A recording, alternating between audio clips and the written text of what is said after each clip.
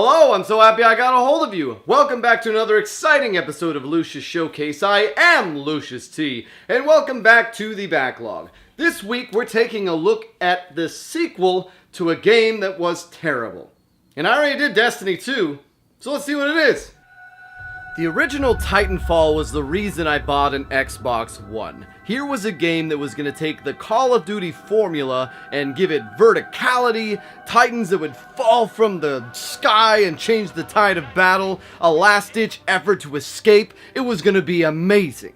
And even though, once the game came out, the reviews were subpar, I still was like, no, fanboy hell. This game is going to be legit. I need to buy an Xbox One. So once I started working for Acura and getting some money, I bought an Xbox One.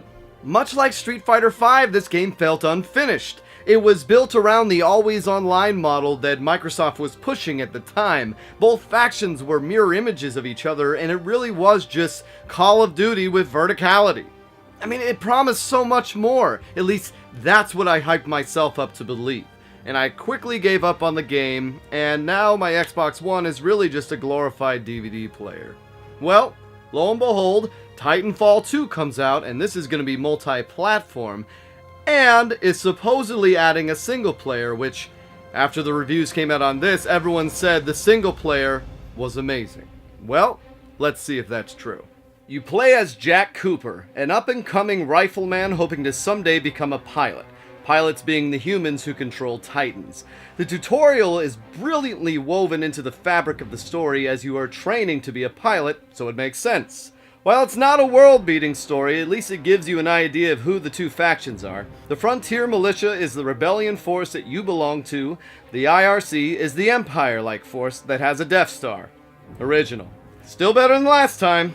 Your mission to do whatever is quickly blown up and you are promoted because everyone else is dead. Good thing your character is voiced by Matt Mercer. It's high noon. Otherwise we'd all be screwed. I will say the dialogue options are a little one note. You're either a smartass or not. BT the robot is great, and the budding bromance between the two is a real highlight of the game. Opposing you is a group of mercenaries hired to retrieve the Ark, a glowing blue orb that powers the Death Star. Bliss is the leader, followed by Sloan. They do a nice job of introducing each one and making them feel a little more important than the nameless goon Titans. Especially Richter, who seems like an Arnold ripoff, and then when you kill him, you get a trophy that legit made me laugh out loud. At the party with Richter. At the party.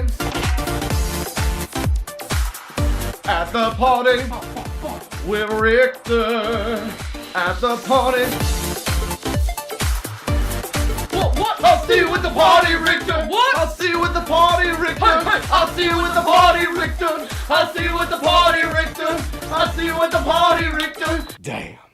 All this time I thought they were saying Reaper. This is some bullshit. Now the rumors are true. This is an amazing campaign. What makes it so great is the sheer diversity of what you're doing as well as in level ideas. The wall jumping leads to great platforming sections and really opens up level traversal. In one stage you are jumping from platform to platform, climbing a big factory till you eventually land in a Nuketown type of ripoff, fighting enemies PvP status. Another stage gives you a time shift watch, where you need to progress through a base while shifting through the past where it's intact to the future where it's been destroyed. You could base a whole game off that concept, and here it's just a section. You also get a shift from Titan mode to pilot mode often. Gunplay is tight and what you would expect. Helmets satisfyingly blow off upon headshotting enemies, and some moves just obliterate enemies on the spot. In Titan mode, you can easily shift your loadout to whatever Titan form you want, and you slowly unlock more as you play. Now this is critical. By playing the campaign, you familiarize yourself with the Titan variants, as well as the various different machine guns and shotguns. This is why campaigns are valuable. If I were to dive into the multiplayer now, I have experience behind me. Some things like the Titan sniper mode charging its shot would be so much harder to figure out in a multiplayer environment. Instead, because I wasn't dying every 5 seconds and had several uninterrupted minutes of Titan gameplay, I eventually noticed the charge. I played one round of multiplayer and was instantly reminded of the good and bad. I hate all the computer NPCs on the battlefield, as it's hard to know who is human and who isn't. Calling a Titan rocks, getting a kill rocks, and escaping battle is a nice consolation prize. Time for some Lucious metrics. Series fatigue. Second time's the charm. This is what the first game should have been. Now, if I wanted to continue playing the multiplayer, I would have some skin in the game. I can decide which Titan form to target or which loadout to use, etc. I also have a connection to the universe, and the two factions are more than just names. Time sensitivity. There's still time left. The multiplayer is not thriving, I'd say, but the single player is always fun, and you can pick this game up for around $10, so there's no excuse. Controls. Call of Duty with wall running. It has that COD feel of looking down sights, but elevates it with map traversal that can leave your mouth agape, and some fun slidey slide and robot throw added in to boot.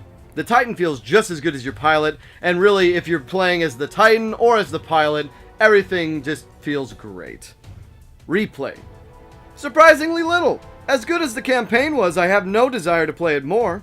The multiplayer is too busy for me to get into, and I actually think a 4-player local versus mode would have been more appealing to me. Storytelling. Get your popcorn ready. It's a Michael Bay movie at its best. The villains are evil, the hero's a smartass, and the best performance is given by a robot. But it's damn fun, and a great way to spend a weekend. Just when I think this franchise can't get any dumber, it does this. And totally redeems itself!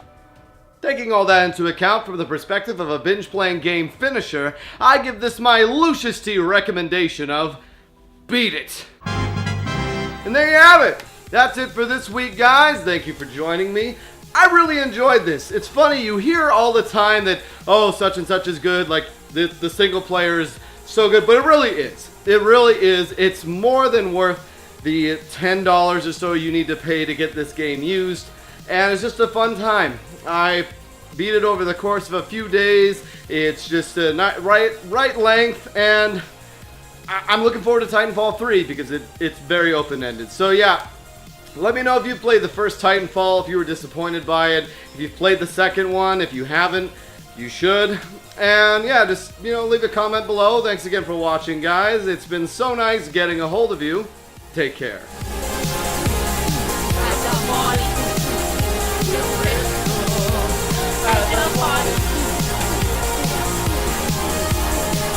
see you at the party, Richter. I'll see you at the party, Richter. I'll see you at the party, Richter. I'll see you at the party, Richter. Ow, ow.